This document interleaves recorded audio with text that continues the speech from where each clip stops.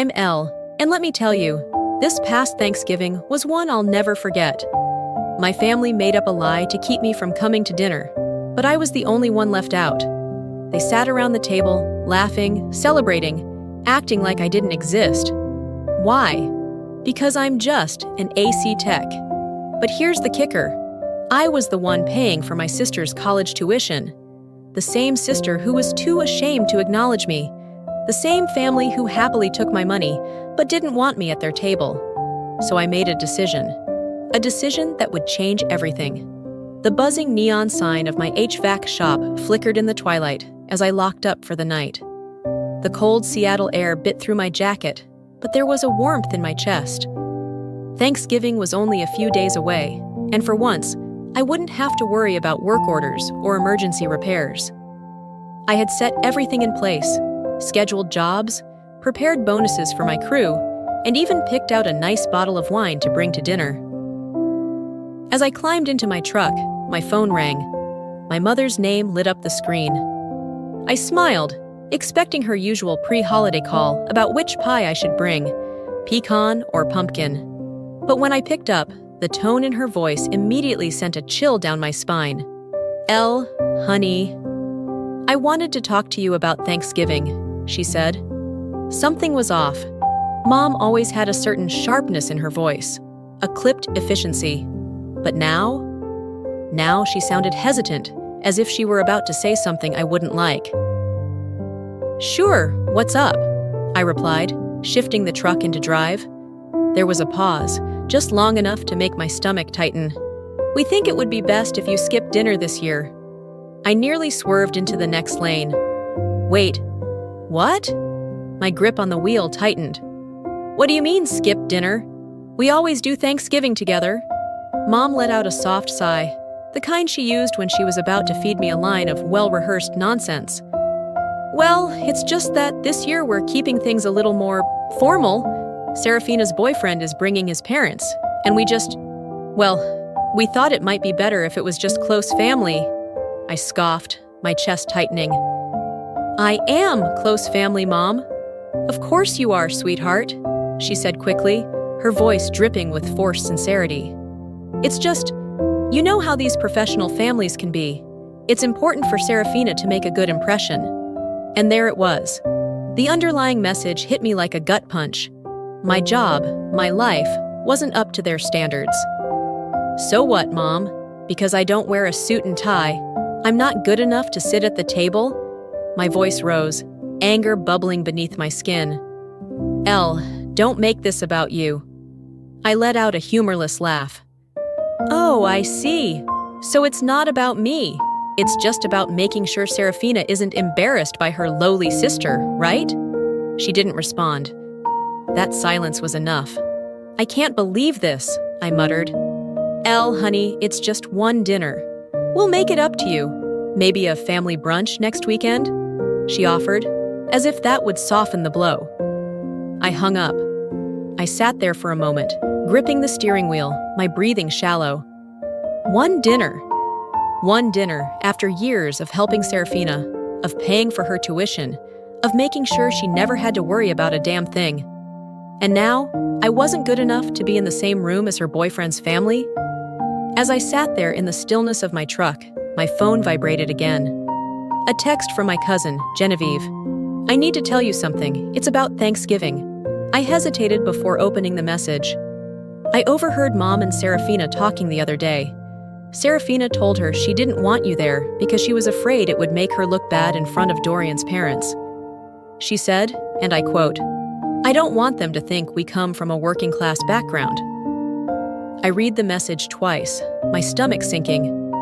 My own sister, the same one whose textbooks, tuition, and rent I had been covering for years, was ashamed of me, ashamed of the work I did, ashamed of the life I built with my own hands.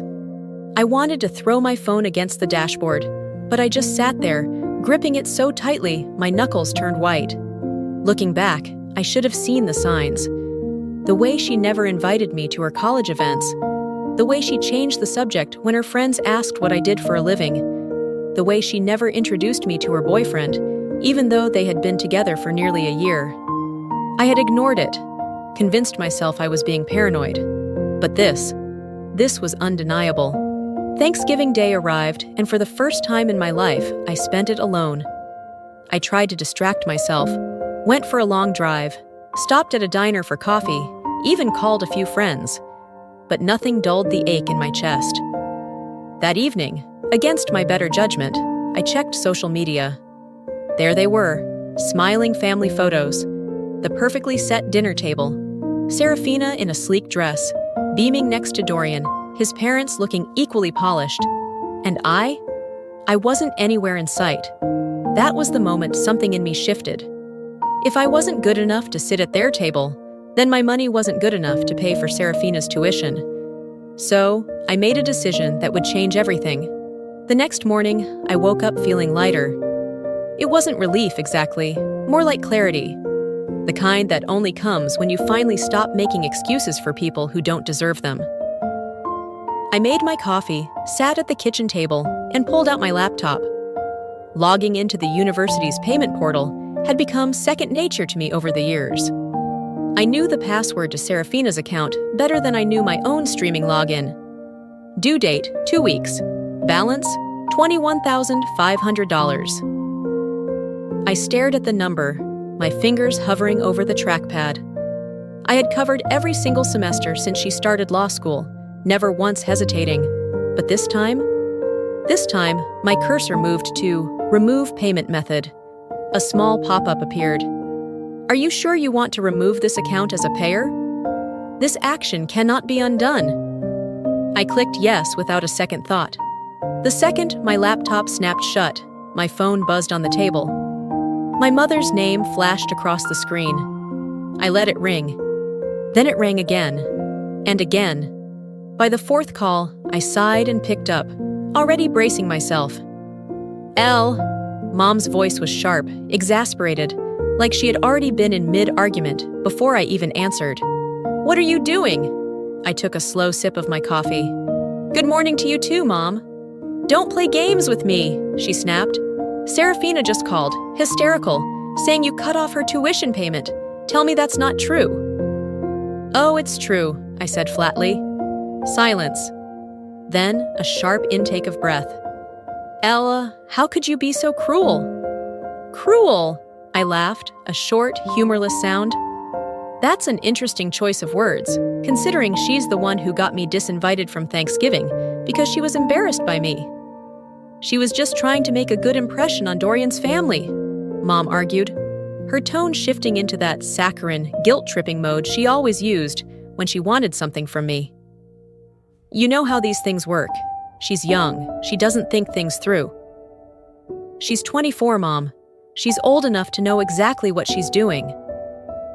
Another pause. Then the inevitable. You promised you'd support her through school, Elle. No, I corrected, my grip tightening on my mug. I promised to help my sister, not someone who treats me like I'm disposable. She didn't mean it that way. She meant it exactly that way. Mom let out a frustrated sigh. You're overreacting. Family makes sacrifices for each other. That's just what we do. I swallowed back a bitter laugh. Funny how family only applies when I'm the one giving. When it's my turn to expect a little basic respect, suddenly I'm asking for too much. She needs this, Elle. So did I. Mom fell silent. For once, she didn't have an immediate comeback. No rehearsed lines about what's best for the family or how Serafina's future depended on me. I let the silence stretch before I spoke again, voice steady. I'm done. Elle? Number. I mean it. I've spent years paying for her education, covering every expense, making sure she never had to worry about a damn thing. And the one time I needed her to just acknowledge me, she chose to erase me instead. Mom exhaled, exasperated. You're being so dramatic. I think we're done here, I said, ignoring the sharp sting in my chest. Elle, wait. I hung up. For a long moment, I just sat there, my pulse hammering against my ribs. I had done it. I had actually done it. I should have felt guilty. Maybe a part of me did, but it was so small, so buried under years of resentment, that I barely noticed it. Instead, I felt something else. Something dangerously close to satisfaction. I sat in the dim light of my living room, the hum of the city outside barely reaching through the thick glass windows. The half-empty cup of coffee on the table had long since gone cold, but I didn't move. My mind was too busy unraveling years of memories, each one a piece of a puzzle I had refused to see clearly until now. Serafina had been ashamed of me for a long time. I just hadn't wanted to admit it. The signs had always been there.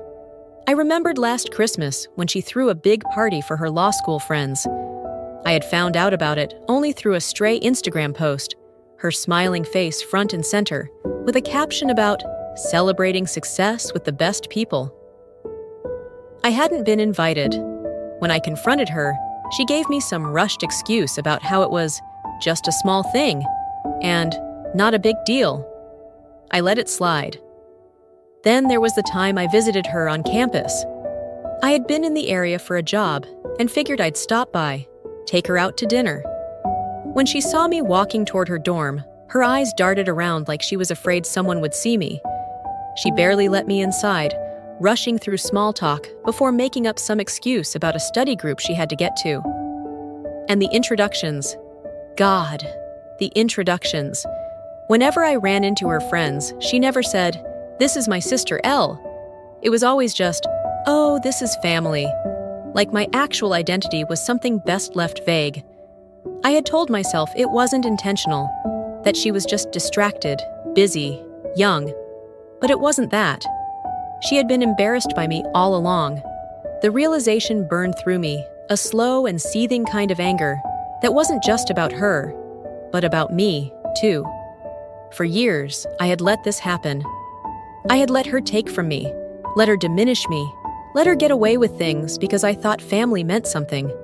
But family shouldn't be conditional, and love shouldn't come with fine print. I turned to my laptop, fingers hovering over the keyboard. It was almost muscle memory by now, logging into the university's payment portal, checking the due dates, making sure everything was squared away. But this time, the screen felt different. Next semester's tuition, $21,500. Due in 2 weeks. I stared at the number, my stomach twisting. How many late nights had I worked to make sure that money was there? How many vacations had I skipped? How many times had I put her needs before my own? And for what? So she could pretend I didn't exist when it was inconvenient? Number not this time. I grabbed my phone and dialed the university's financial office. A polite voice picked up after 2 rings. "How can I assist you today? I need to remove myself as the payer on an account," I said, my voice steady. There was a pause. "Are you sure? This will impact the student's enrollment status." I closed my eyes and took a slow breath. I had spent years being sure of things that didn't deserve my certainty. But this, I'm sure. The process took less than 5 minutes. A few verification questions, a final confirmation, and just like that, it was done. I set my phone down and exhaled, waiting for guilt to creep in. It didn't. Instead, all I felt was a strange, unfamiliar kind of relief. For the first time in years, I wasn't carrying someone else's burden. But I also knew this was just the beginning. And when Serafina found out, she was going to lose her mind. The first call came less than 24 hours later. I was halfway through my morning coffee when my phone buzzed on the counter. I glanced at the screen, already knowing who it was before I even saw her name. Serafina. I let it ring. It rang again, and again, then a 4th time. I exhaled slowly, my grip tightening around the mug. I wasn't ready for this conversation. Actually, no, I just didn't owe her this conversation. The buzzing stopped and a voicemail notification popped up. Against my better judgment, I pressed play. Elle, what the hell? I just got an email from the university saying my tuition payment was declined. This has to be a mistake. Call me back. Her voice was shrill, panicked. I set my phone down, taking another sip of coffee. Let her stew in it. Another call. then another, then a text. "Elle, if you don't fix this, I won't be able to enroll next semester. You can't just do this to me." I typed out a response. Not my problem. But before I hit send, I stopped. What was the point? She would never understand. No text from me was going to make her suddenly see the years of effort I had put into making her life easier. She only saw what she lost, not what she had been given. I deleted the message and put my phone on silent, because I already knew what was coming next. Serafina wasn't the kind of person who accepted consequences quietly. When she realized I wasn't responding, she turned to the next best thing, Dorian. She showed up at his apartment, hair a mess, eyes wide with panic. He had barely opened the door before she was pushing past him, pacing back and forth across his living room. "I can't believe this," she breathed, her hands gripping her temples. "Elle cut me off, just like that. No warning, no explanation, nothing." Dorian frowned, shutting the door behind her. "Wait, Elle? Your sister Elle?" "Yes," she snapped. "I just got the email. My tuition payment didn't go through. I tried calling her, but she won't answer me." Dorian sat down on the couch, his confusion evident.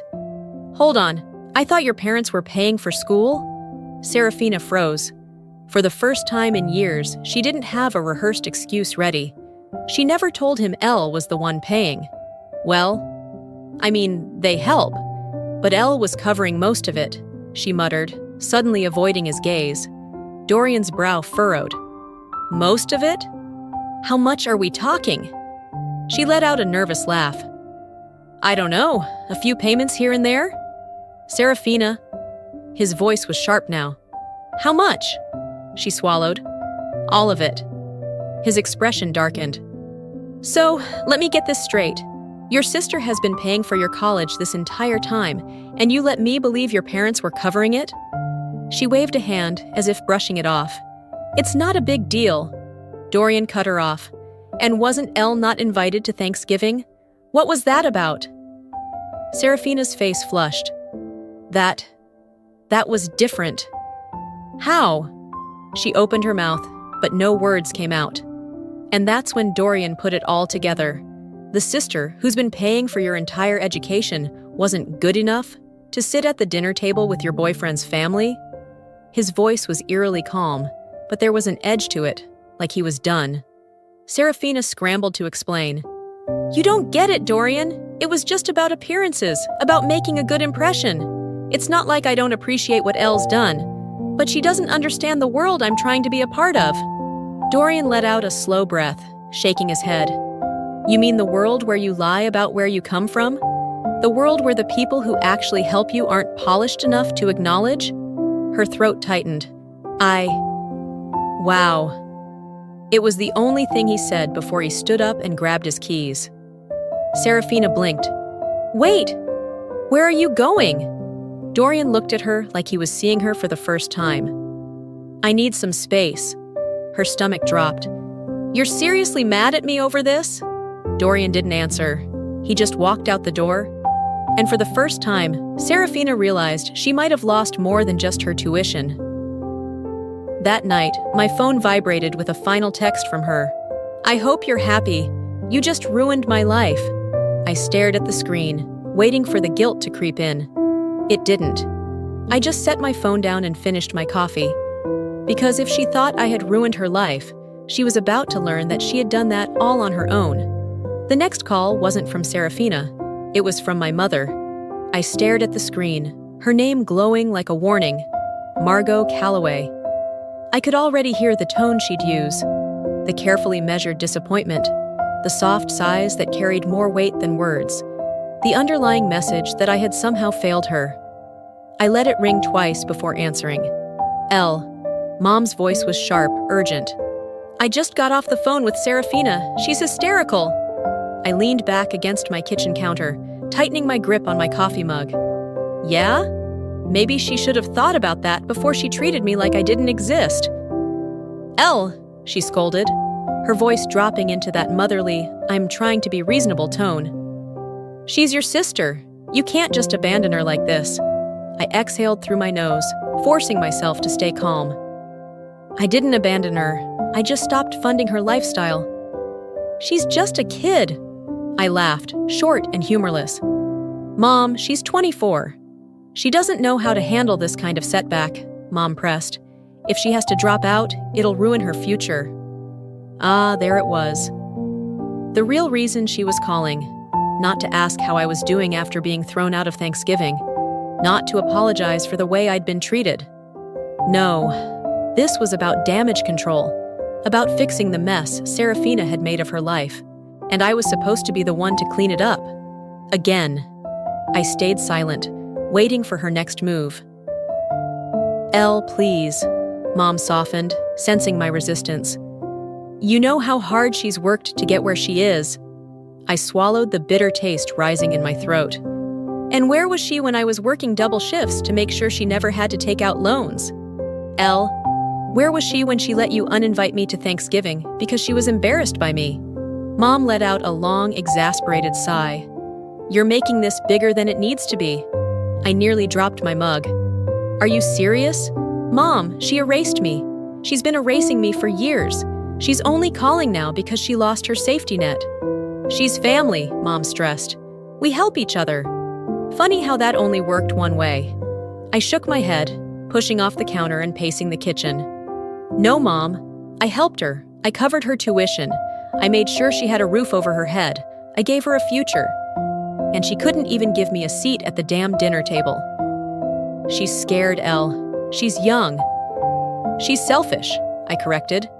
And I'm done cleaning up after her. There was a long pause.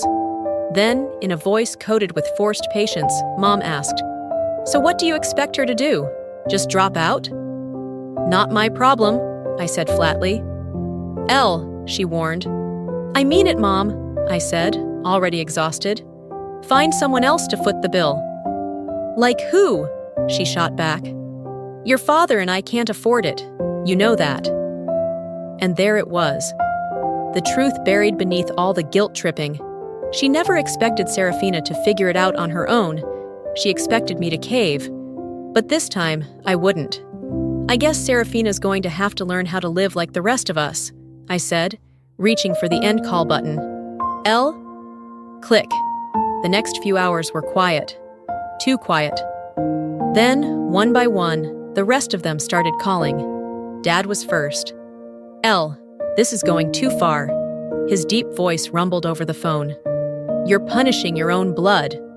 Then, Aunt Delilah. I never thought you'd be so heartless. Uncle Larry, it's just money, Elle. You make plenty. Don't be petty. Cousins, family friends, even people I barely spoke to. All chiming in with some version of Elle. How could you? It was almost impressive, really. How quickly they had rallied behind Serafina. How easily they had turned me into the villain. Not one of them had defended me when I was shut out of Thanksgiving. Not one of them had called to ask how I was feeling. But the second Serafina lost her tuition payments, suddenly it was a crisis. I let their messages pile up unread. Then, just before midnight, Mom called again. This time, I picked up. Let me guess, I said, voice flat. You've gathered the entire family and decided to stage an intervention. Elle, this isn't funny. No, I agreed. It's pathetic. Mom sucked in a breath. How dare you? How dare I? I let out a short, bitter laugh. Where were all of you when I was working weekends, pulling overtime, making sure Serafina had everything she needed? Silence. Where were you when she pretended I didn't exist? When she hid me from her friends? When she made it very clear that my life, my work, wasn't good enough for her? Mom cleared her throat. Elle, it's not like that. It is like that, I snapped. And let me be very clear, Mom. I'm done. Serafina is on her own. I hung up, and I meant every word. But Serafina? She wasn't done fighting. At first, it was subtle. A lingering look from a longtime client. A hesitation in the voices of family friends when they spoke to me.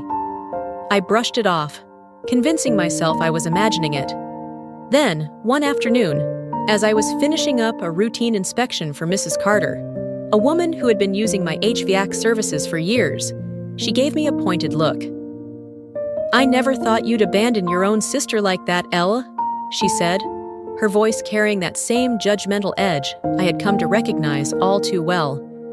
I froze, gripping the clipboard in my hands. "Excuse me?" She shook her head, sighing dramatically. "Family is supposed to take care of each other. I just didn't think you were the kind of person to turn your back on your own blood." There it was. I forced a tight smile. "Well, Mrs. Carter, I suppose that depends on which version of the story you've heard." She pursed her lips, but didn't say anything else. And I didn't give her the satisfaction of an explanation. Instead, I climbed into my truck, pulled out my phone, and opened social media. And there it was. Serafina had been busy. Her posts were vague but pointed, carefully worded to make herself look like the victim without ever outright mentioning me. Some people love money more than family. So disappointing.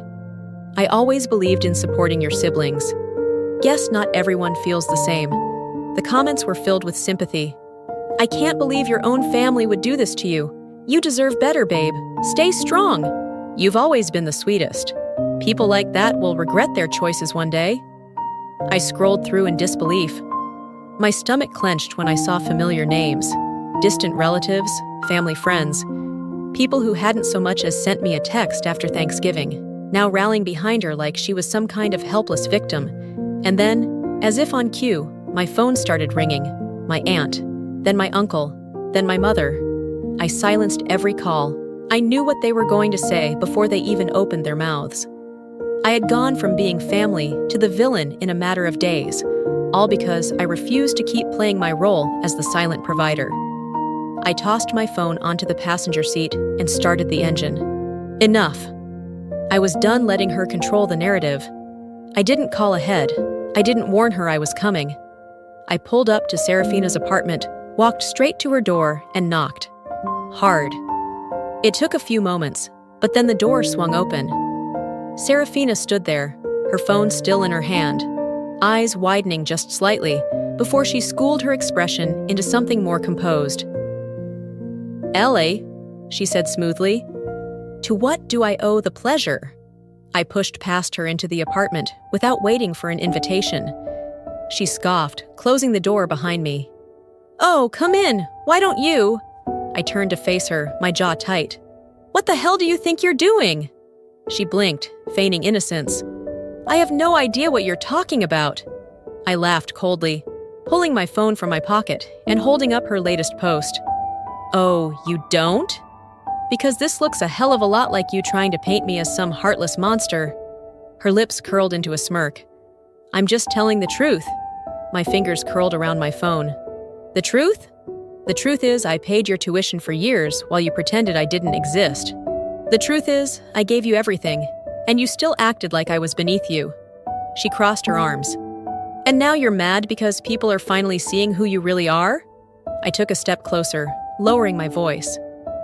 "No, Serafina, you should be mad, because this little game you're playing, it won't end the way you think it will." Her smirk faltered just slightly. "Oh, please," she scoffed. "You think people are going to turn on me? I've built relationships, Elle. I have connections. Meanwhile, what? Fix air conditioners? Do you really think that makes you someone?"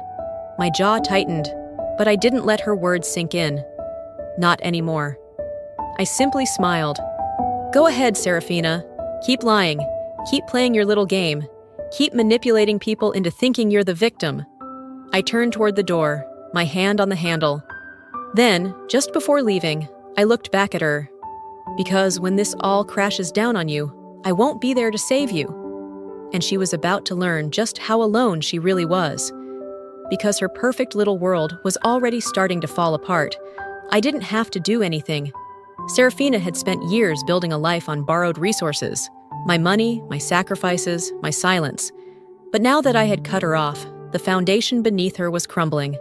And the best part? She had no one to blame but herself. Dorian was the first to realize something wasn't right. It started with a simple message.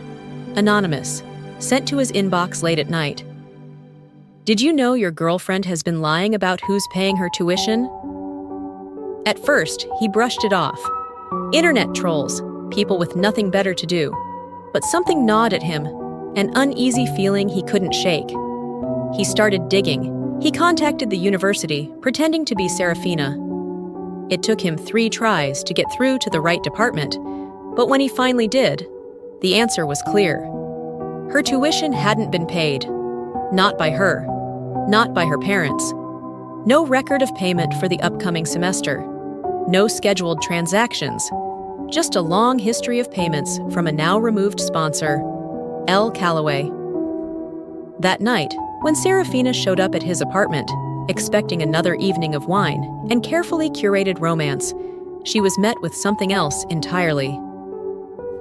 Dorian stood at the door, arms crossed, phone in hand. His expression was unreadable, but his voice, cold. "Why did I have to hear from someone else that Elle was paying for your education?" Serafina blinked. "What?" Dorian stepped aside, letting her walk in, but she already felt the shift in the air. The warmth between them was gone.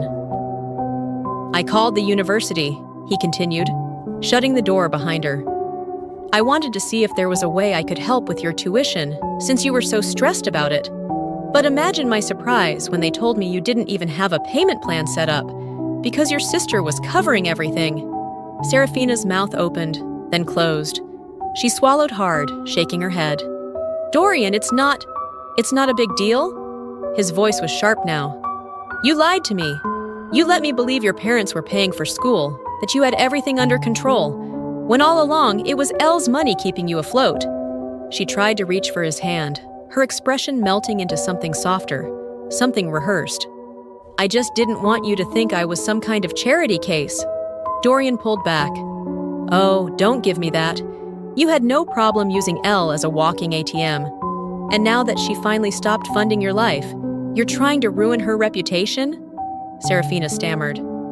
I just... Dorian let out a humorless laugh. "I can't believe I was blind to this." He shook his head, running a hand through his hair. "I don't even know who you are anymore." Her chest tightened. "Dorian." He exhaled slowly, then met her eyes. "I think you should go." She stared at him, stunned. "You're breaking up with me?" "I can't be with someone who lies this easily," he said simply.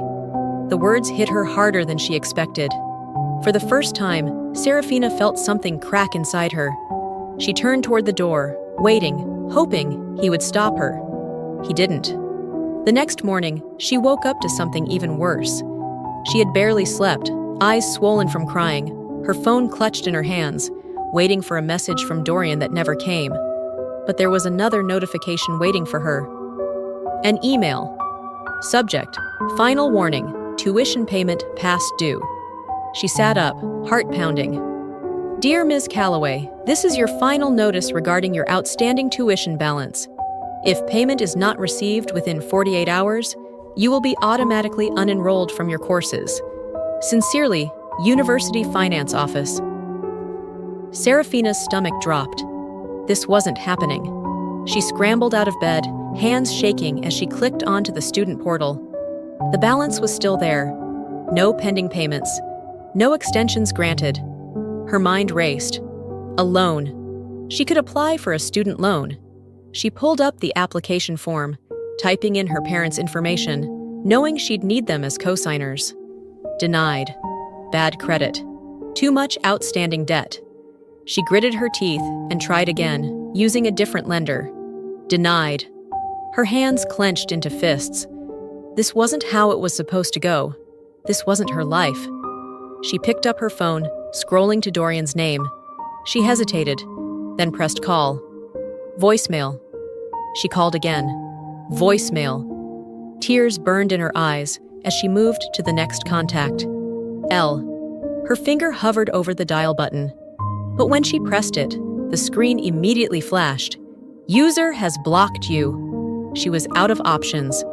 For the first time, Serafina realized, truly realized, just how alone she was. So Serafina did what she always did. She lashed out. I was in the middle of a staff meeting when the front door to my office slammed open so hard it rattled the glass. The conversation around me died instantly. Every head in the room turned toward the entrance. and there she was. Serafina stood in the doorway, her hair a mess, eyes red-rimmed, breath heaving like she had sprinted here in a blind rage. The look on her face was pure fury. "You ruined my life!" she shrieked. I set my clipboard down, exhaling slowly. "Here we go?" "No," I said, keeping my voice even. "I stopped paying for it. You ruined it yourself." A hush fell over the office. Employees paused mid-task. A couple of clients in the waiting area exchanged nervous glances. But Serafina didn't care. She didn't care about the audience or the scene she was causing. She was here to make sure I suffered. "You abandoned me," she spat, stepping further inside. "You left me with nothing. How could you do this to your own sister?" I crossed my arms, leaning against my desk. "That's funny. I don't remember you calling me your sister when you were lying to your boyfriend about where your tuition money came from." Her jaw clenched. "That's different." "Is it?" I tilted my head.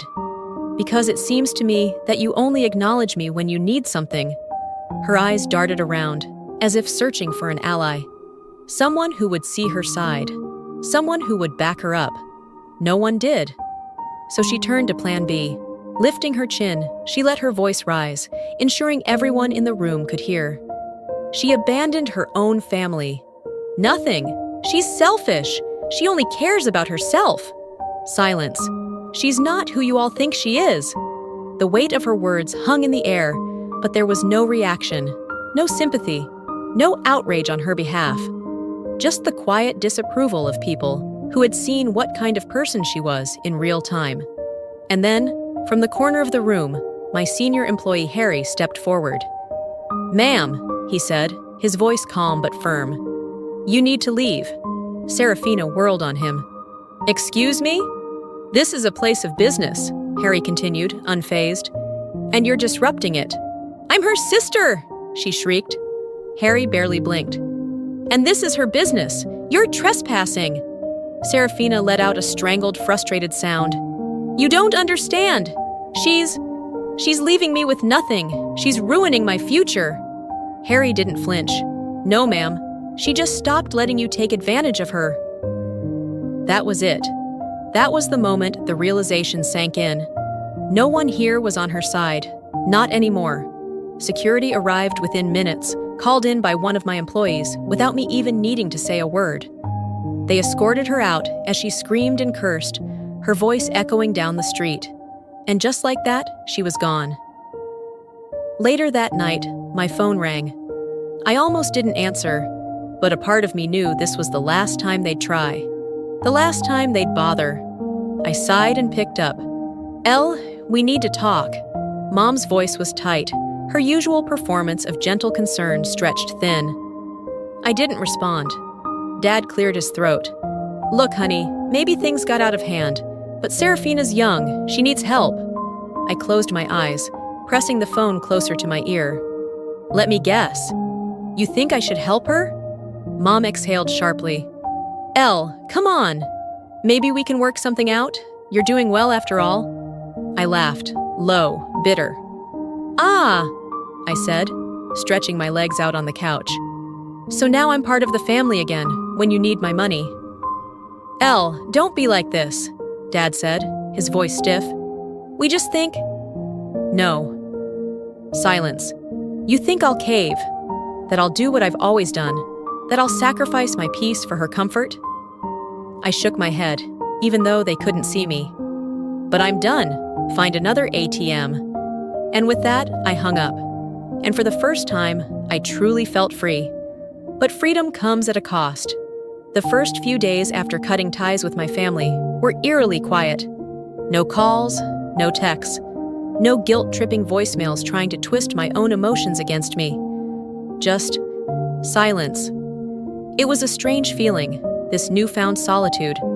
After years of being bombarded with their demands, their manipulations, their expectations, I was free. And yet, there was still that small part of me that expected my phone to ring at any moment, for someone to swoop in with another desperate plea. But no one did. Instead, the days stretched on, peaceful and uninterrupted. And for the first time, I allowed myself to breathe.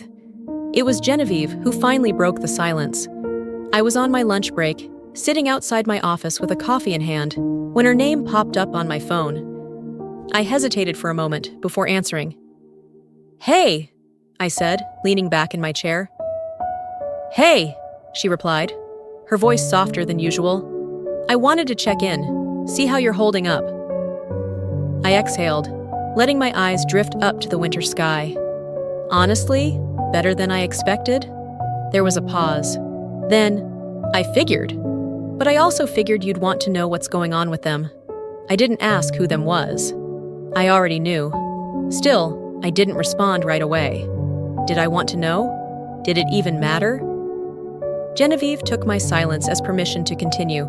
"Serafina moved back home," she said, her tone neutral. "She's taking a break from school. Says she's going to figure things out, but, well, you know how she is." I closed my eyes, unsurprised. "And your parents?" I asked, already knowing the answer. "They're struggling financially. But, of course, they won't admit you were right," she said with a humorless chuckle. "They're still blaming you for everything, as if it's your fault that Serafina burned every bridge she had." I nodded to myself, taking a sip of my coffee. "Sounds about right."